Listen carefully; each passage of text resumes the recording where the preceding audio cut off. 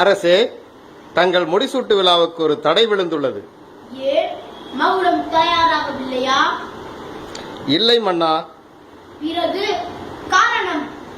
தாங்கள் தாழ்ந்த ஜாதியாம், அரசியலை அறிய மாட்டீர்களாம், ஆகவே முடிசூட்டிக் கொள்ள முடியாதாம். தாழ்ந்த ஜாதி, அரசியலை அறியாதவன் யார்?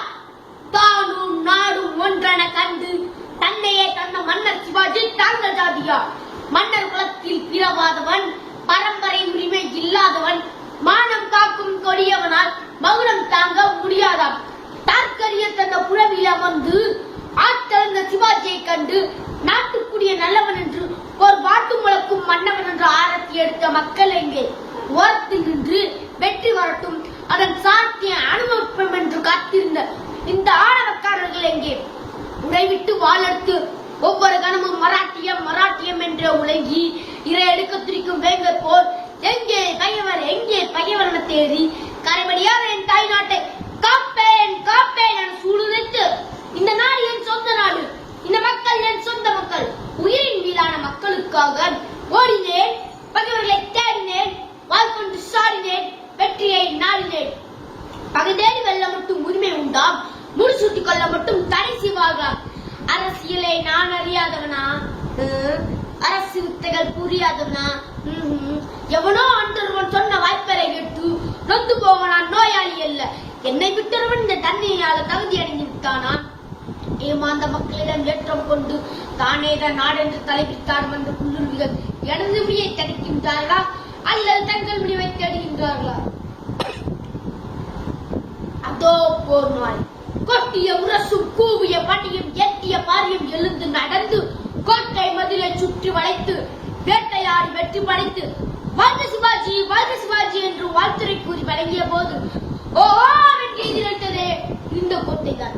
அதோ புறந்தார் படைபலம் அதிகம், கோட்டை முன்னால் படைகளும் அதிகம், கொற்றன் தடுத்தார் ஒரு நாள் என்னை, இடிப்படித்தோர் எல்லாம் இல்லத்தில் இருங்கள், கோலைகள் விலக வீரர்கள் வரட்டும், ஏறும் என எக்காலம் விட்டு பகைவர்களின் கதையை கணியம் செய்து முரசும் பொழித்து நான் முழங்கிய கோட்டை இதுதான், புரந்தர் கோட்டை இதுதான்.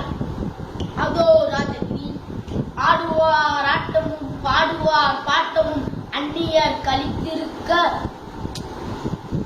யாரது மண்ணிலே யாரது நாடகம் பார்ப்போம் என்று நான் படையெடுக்க, என்னடா முடியும் முன்னால் என்ற திரிகள் கொக்கரிக்க, இதுவும் முடியும் இன்னமும் முடியும் என்று நான் வாழெடுக்க, பெட்டைய கூட்டம் உள்ளம் கலங்க, மராட்டிய மண்டல மக்கள் வெறிக்க, நான் கட்டி காத்த கோட்டை இதுதான்.